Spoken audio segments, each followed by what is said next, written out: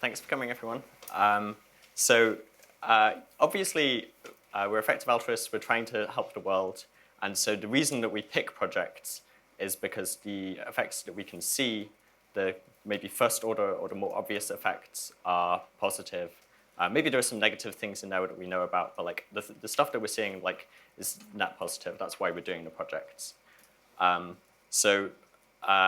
This session is then about thinking through some of the less obvious or second order effects, and thinking about how to minimize the downsides, and also how to think about the positives.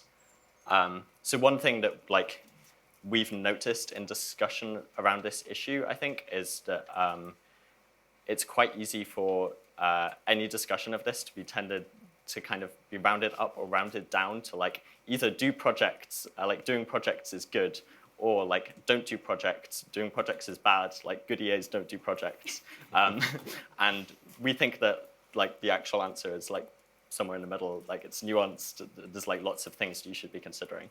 We're going to focus on the negative effects because we think they're a bit more hidden sometimes, but there are also obviously all of these positive effects, and it doesn't mean that we're not saying don't go and do things, just to clarify. Yeah, and I also like to add that these points apply to existing organizations just as much to new organizations. So yeah, they could be useful for everyone. And yeah, so as you said, don't take this as general advice against trying new things or things like that, but instead try to reason your way carefully through ways to have positive and negative impacts. Otherwise, this talk would have had potentially a negative impact, which we wanted to avoid. ADK also recently published an article about this topic. We were kind of preparing our talk, and then this got published, so we thought we would work in some of their points and combine them with ours. So we'll also talk about some of the things that are in ADK's article. So one way to approach this is looking at particular types of indirect or non-obvious effects. I wanted to start first with a slightly more theoretical way of approaching this problem, which is to think of are there any principled general theoretical reasons that we might expect the second order effects to be negative rather than positive, or positive rather than negative?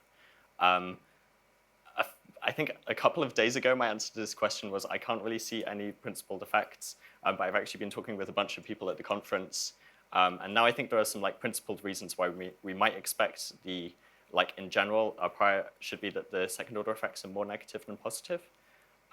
So one is the unilateralist curse, which some of you might know about. How many people know about the unilateralist curse? So kind of about half. So the idea here is, imagine there's some project which any individual can carry out independently. They don't need kind of a large group of people to support them. And it's kind of unclear whether it's good to do this project or not. So maybe this project is releasing the blueprint to some pathogen on the internet. Anyone can just plug the USB stick into the computer. And maybe 5 people on the research team have this information, and 4 of them decide it's not a good idea, but one person decides it's a good idea, and because they can do this, they end up doing it. And this basically means there's a kind of practical bias towards projects, that sort of project, happening more than it should. So I think that's a kind of practical reason why you might think the second order effects are negative, because there's the ability for you to have missed them and then still do the thing, even if most people have not missed them or are seeing the other effects. And I guess the solution to this could be to coordinate with the other researchers who have also thought about this, and then if you learn that your 4 colleagues thinks it's a bad idea to do this, then you maybe should adjust your impact estimate downwards and decide against doing it. So coordination is kind of the solution to this problem. Yeah, so one way of solving this, which Bostrom discusses in the paper, is you just take a majority vote of the scientists, and this works better. And I think it's also important to note that it's a majority vote, not everyone has to agree that it's good, because that's too high a bar, and then you end up not doing enough things. Another kind of general theoretical reason why you might expect the indirect effects to be negative rather than positive is it kind of seems like effective altruism and some of the fields related to effective altruism are doing unusually well at the moment.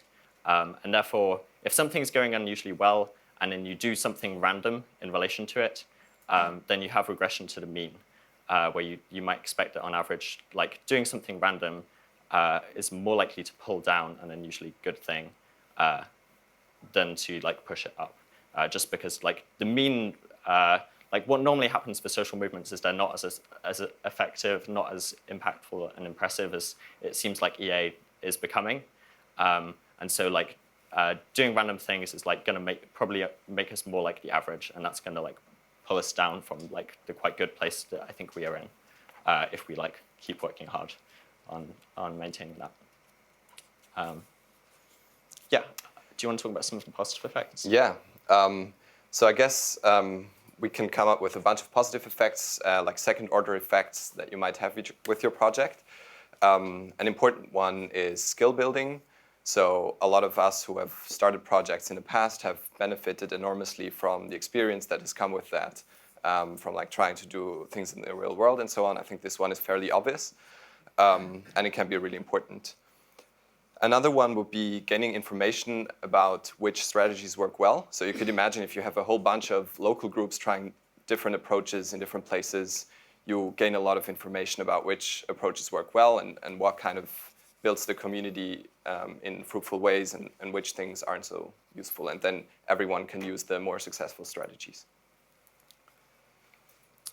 Yeah, and I think an additional point, just to emphasize that the information is really valuable because it's a thing that you can then share and lots of people can use. So that can be an unexpectedly large effect. It's not just you who benefits from the information. It's a whole bunch of people, possibly the whole community.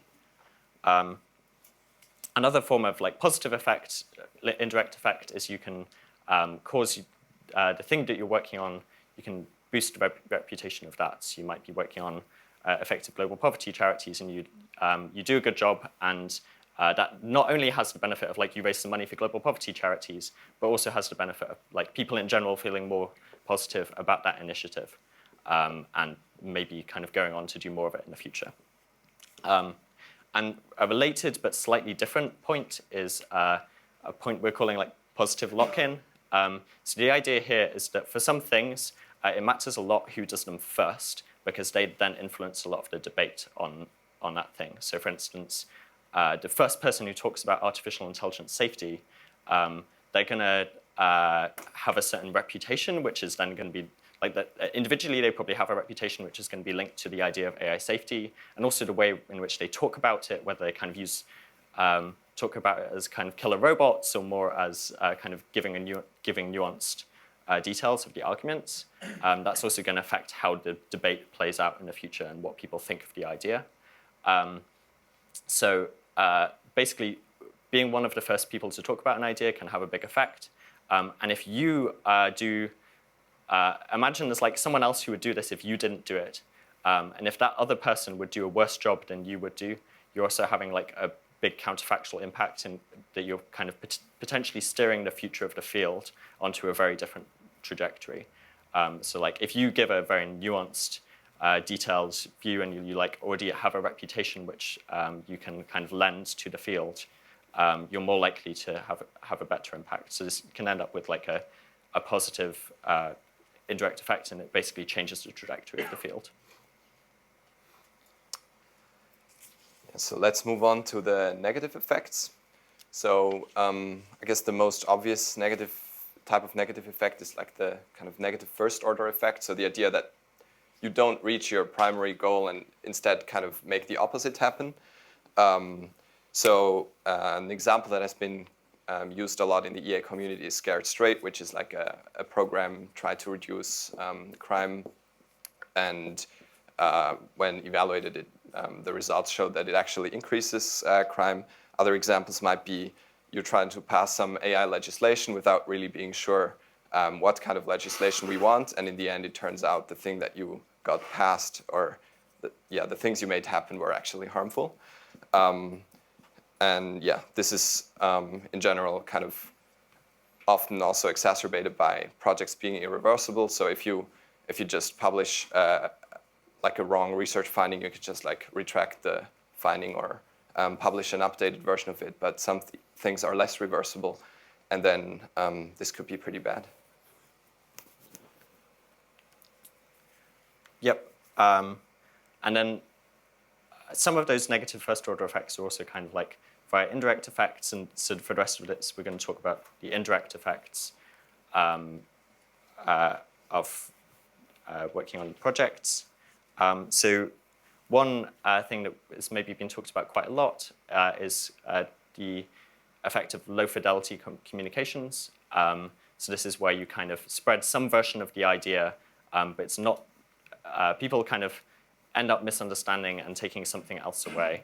And this can happen in a few different ways. I think there's one way in which you can kind of be a bit short-sighted and want to kind of, over the next year, maximize the number of people giving what we can pledge or something, and you write some really spammy marketing copy or something.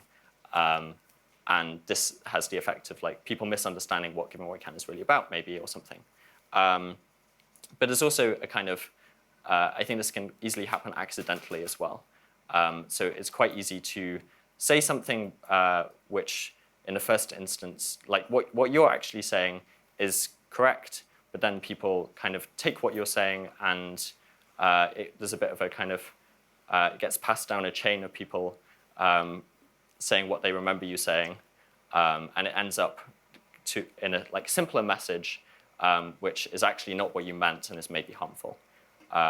So I think like maybe something like this happened with some of the career advice that EA orgs initially gave, where like there was like a somewhat simple message, which then got simplified even further into something like everyone should go and earn to give. I think maybe it's now being simplified the other direction, so it's like no one should earn to give. Again, it seems like maybe it's somewhere in the middle. But yeah, just like in general, like thinking about how your message is probably going to be simplified beyond what you've said, and trying to work out like what simple message people will take away, and will that simple message have harmful effects, is quite useful. Another thing is attention hazards. So I'm not sure how many people in the community know about an organization called Intentional Insights. They were kind of involved with they kind of wanted to get involved with the EA community. They did lots of kind of spammy marketing. It looks like overall they were they were having a negative impact on the community. And one of the big negative impacts they had before they left was it took a lot of kind of senior staff time from like big organizations and people whose opportunity cost was really high. They could have been like earning lots of money or writing great blog posts or something. Instead, we're thinking about like, how do we like persuade Intentional Insights to like do less harmful things? So this can be a big cost. It's just like wasting people's time, particularly like people who have a really high opportunity cost. Yeah, so especially since the community seems fairly management constrained, doing things that tend to take up a lot of like senior management time could be particularly bad. And these tend to be like crazy things happening in the community, things like that. Yeah. And then another thing is reputation hazards. So this is where you represent the ideas in a way where people just take away a really negative opinion, or they like maybe because they have misunderstood what you're saying, but you're kind of bringing the reputation of a set of ideas or a set of people into, you're harming that reputation. So this is kind of the opposite effect of the reputation building we talked about earlier. Like this can go well or it can go badly, and you need to think carefully to make sure it goes well rather than badly. And then a final thing is information hazards, which is maybe a bit related also to the example I gave earlier of sometimes releasing information can cause bad things to happen. And it can be quite, sometimes it can be hard to know like what the effects of releasing information will be. But for instance, like releasing the blueprint to the pandemic pathogen is a small release of information, but could have a very big negative impact on the world. Yeah, just one point on the reputation hazards. I think This is particularly important potentially for like small projects, because even a small project could potentially have lead to a lot of PR that is taken as like perceived as representative of the whole EA community. And so yeah, that's like potentially a really big lever that even smaller projects could push on. Yeah. Yep. Yeah, so these are more direct costs that we talked about, and now the following points will be opportunity costs. So the first one would be just taking up resources. So this could be this could be like fundraising or recruiting talent from the EA community, and in a case where counterfactually these resources would have been used more effectively. It can also be more subtle effects, for example, coordination costs that arise from growing a field in general. There it just makes sense to get a rough estimate of what would happen otherwise. What types of projects does this fund with, and then trying to reason carefully about whether it's a good idea to do the project. And again, the idea shouldn't be don't ever fundraise from EA funding sources, because otherwise it might be used in other more useful ways or things like that. And instead, trying to make this kind of trade-off carefully. So maybe think about, does this fund with the last open fill dollar, and does it have a chance at beating this, for example? I think a bit of a counterpoint there is like, generally when you're trying to get resources off other people, when you're asking for funding or you're asking people to come and work for you, they are also like thinking through carefully, is this a good idea? And so you have a bit more of a sanity check in that sort of situation, which maybe like reduces the amount you need to worry about this. So I do feel like kind of good about the norm of just like trying to fundraise and like trying to hire people, and then they can make the sensible decisions, and they also have a bunch of data which you don't have access to. If you're really persuasive or charismatic, you might still worry a bit about it, but I generally agree with this. And it's also important to say that some projects also have the opportunity of generating new resources for the community. So maybe it draws in a new type of like, a new group of people who then end up contributing to the community, or maybe just creating a new project adds, like if you create a new project and run it well, then this creates management capacity, and this then maybe allows you to use the existing talent in the community better, and so on. So there could also be positive effects from that. The next one would be lock-in effects and first mover effects. So imagine you're starting a new national group. In a country. Then you doing this makes it less likely that maybe half a year or a year later someone else will come along and do the same. And so you should really think carefully about, if I don't do this, would the next person that will come along do maybe a better job? Try to figure out.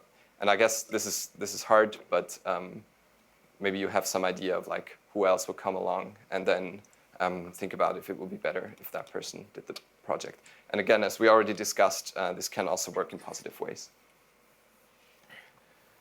And then the third point I'd like to make is something we termed drift.